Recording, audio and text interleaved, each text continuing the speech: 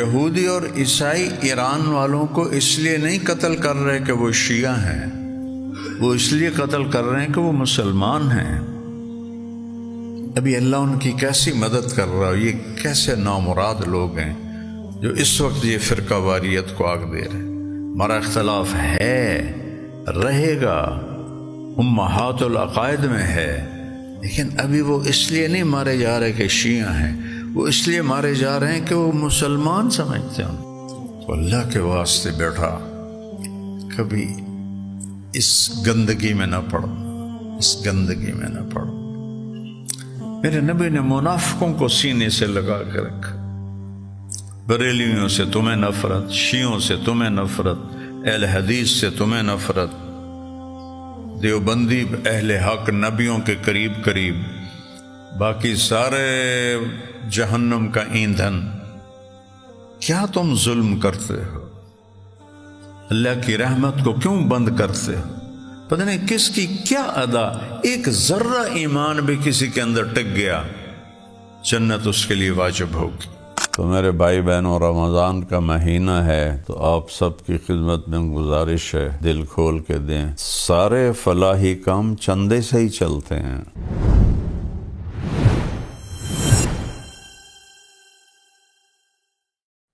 جہنم، میں نے ابھی بتایا، جہنم کی آگ سے کسی کو نکالا جائے اور دنیا کے آگ میں ڈال دیا جائے تو وہ اس میں گہری نیند سو جائے گا۔ چھوٹی چھوٹی باتوں پہ آگ اپنے اوپر بھڑکاتے ہو، سب سے زیادہ غیبت پر تم اپنے جسموں کو جلاتے ہو۔ میں کرتا ہوں تو میں جلا رہا ہوں۔ الغیبت اشد من الزنا، زنا سے بڑا گناہ ہے غیبت کرنا۔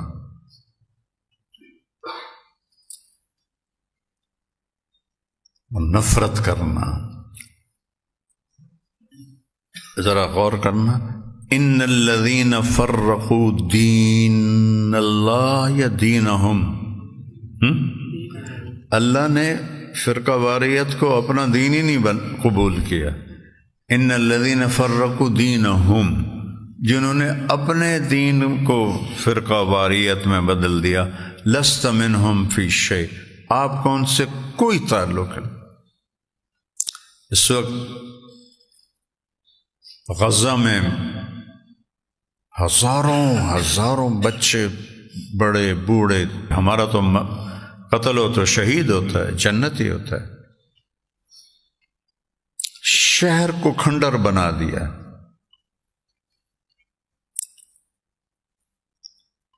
اور پھر اسی زوم میں ایران پہ حملہ کیا،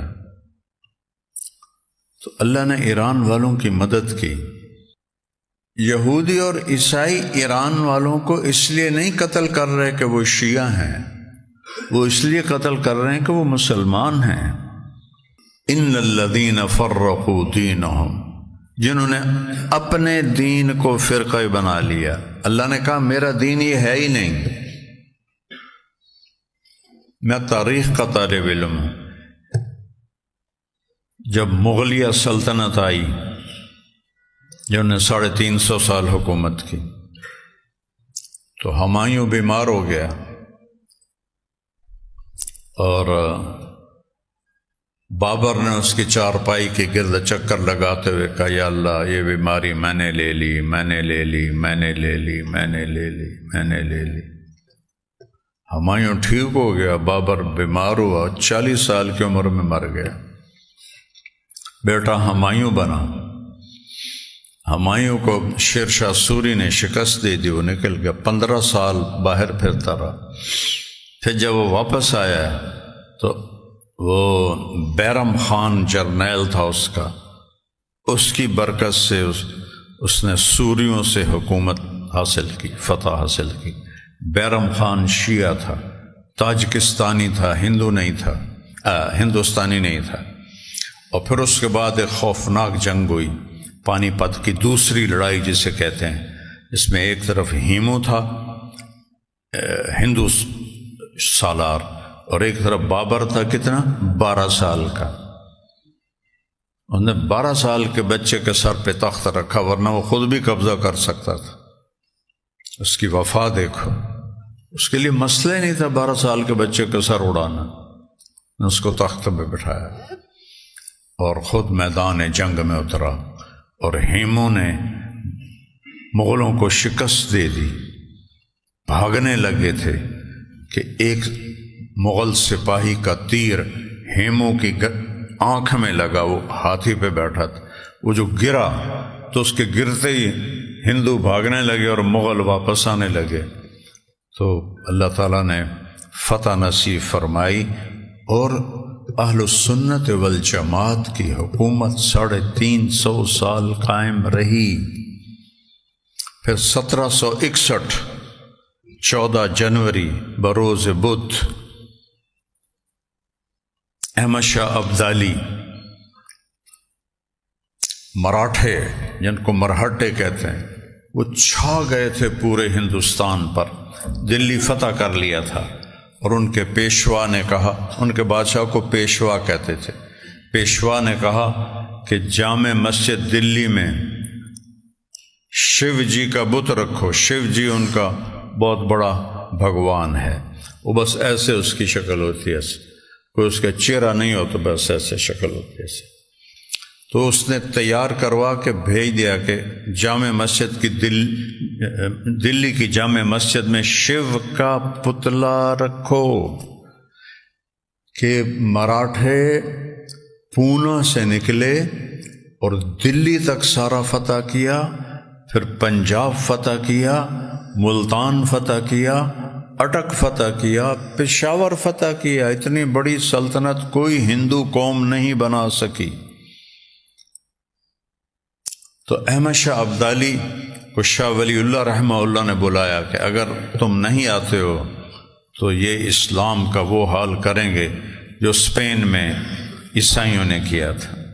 اس سے پہلے 4 دفعہ احمد شاہ ابدالی آیا ہے، لوٹ مار کرنے آیا ہے، اور بے دردی سے اس نے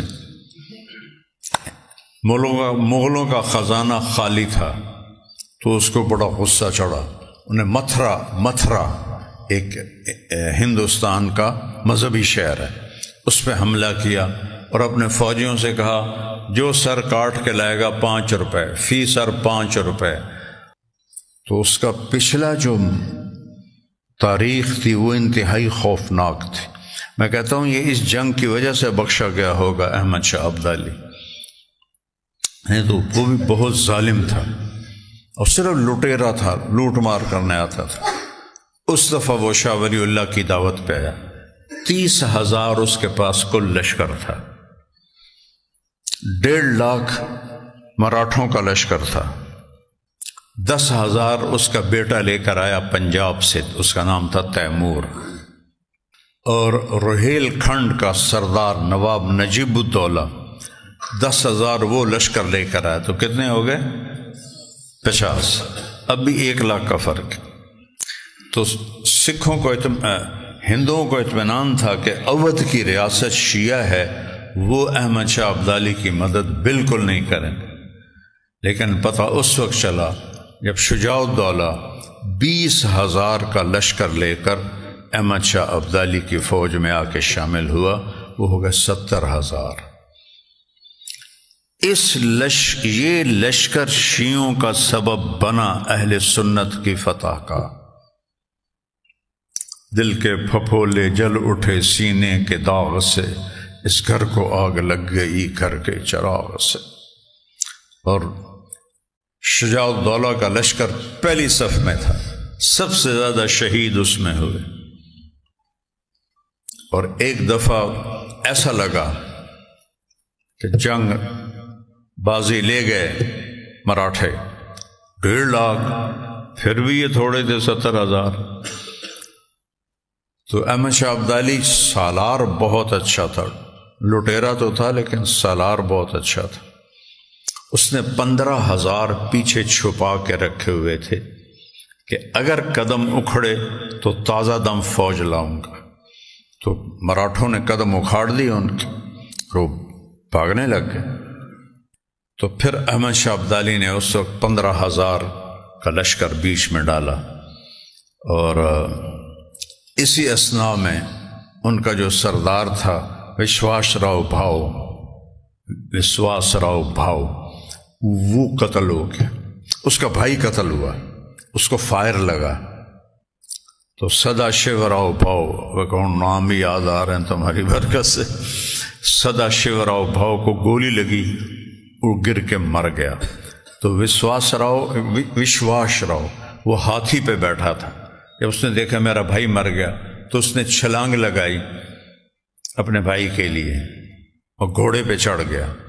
تو مراٹھوں نے دیکھا کہ ہمارا تو سردار کوئی نہیں، ہاتھی خالی ہے، اللہ نے ایسا روب ڈالا کہ سب بھاگ پڑے اور اللہ تعالیٰ نے شکست کو فتح میں بدل دیا۔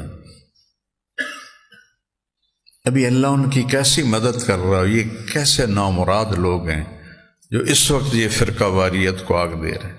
ہمارا اختلاف ہے، رہے گا، امہات العقائد میں ہے، لیکن ابھی وہ اس لیے نہیں مارے جا رہے کہ شیعہ ہیں، وہ اس لیے مارے جا رہے ہیں کہ وہ مسلمان سمجھتے ہیں۔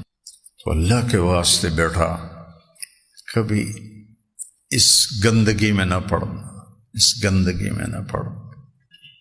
میرے نبی نے منافقوں کو سینے سے لگا کے رکھا، بریلیوں سے تمہیں نفرت، شیعوں سے تمہیں نفرت، اہل حدیث سے تمہیں نفرت، دیوبندی اہل حق نبیوں کے قریب قریب، باقی سارے جہنم کا ایندھن۔ کیا تم ظلم کرتے ہو؟ اللہ کی رحمت کو کیوں بند کرتے ہو؟ پتہ نہیں کس کی کیا ادا، ایک ذرہ ایمان بھی کسی کے اندر ٹک گیا، جنت اس کے لیے واجب ہوگی۔ بڑا دکھ ہوتا ہے، نہ مطالعہ ہے، نہ بصیرت ہے، نہ فراست ہے، نہ کوئی صحبت ہے کہ کوئی اچھے لوگوں کی صحبت ہی ہو۔ بھائی میں تو روز دعا کرتا ہوں۔ مولانا طارق جمیل فاؤنڈیشن، اور اس میں یہ بہت زبردست کام کر رہے ہیں آرفنس کے لیے، ہیلتھ میں، ایجوکیشن میں، اور ہم سب کو مل کے اس فاؤنڈیشن کا ساتھ دینا ہے۔